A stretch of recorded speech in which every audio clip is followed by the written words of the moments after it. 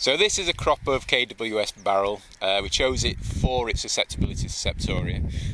You can see, well, this is an untreated plot, absolutely devastated by the disease. The flag leaf is pretty much dead, and I should have said at the start that this flag leaf is the most important leaf on a wheat plant. It actually builds around 45% of the yield.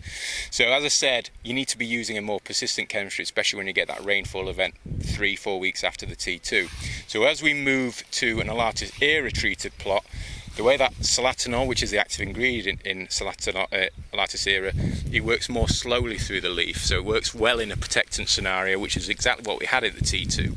And you can see just how green them flag leaves, even leaf 2 is. So you can imagine building yield. Every time that you're keeping that flag leaf greener, your yield is always increasing. As we move across, we'll come across the Ascra X Pro treatment, and you can see straight away just how much more devastated this plot is with the septoria infection. This is mainly because of how it works through its leaf. It would have been great in a curative scenario where the disease was already present on that flag leaf, but as it wasn't, and then, as I say, 24-ish days around when we applied the T2, that rainfall event has caused the septoria to move up the plant and infect that flag leaf, and the Ascra X Pro just wasn't around or persistent enough to keep it controlled. We'll move across again. We come across an untreated. You can see that the disease is even across the site. This is again an ELATUS ERA plot. This is actually treated alone on its own without a Folpet treatment at that T2 timing. You can see the Folpet was actually bringing something to the ELATUS treatment at the beginning, but the ERA is still persistent enough to be controlling that septoria on that flag leaf, especially when you're comparing it with the other SDHI. This treatment is actually to do with how you should tailor your fungicide treatment. Now, there are three main factors regards to disease management, as in how much disease you're going to get in your crop. First of all is when you drill the crop, the later you drill it, potentially you'll get less disease, especially through the autumn and winter that comes into the spring. You'll also have the weather, which obviously we can't dictate. We'll decide when that disease will burst through your crop. And finally, your variety choice.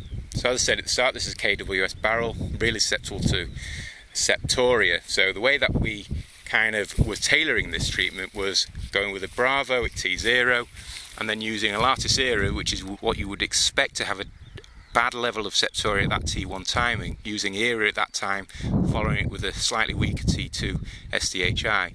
And what you can see from this plot is, because in the early part of the season that septoria wasn't as active, when we use a less persistent product at that T2 timing, it's exposed the flag leaf and that leaf too, and you can only imagine the yield effect on that.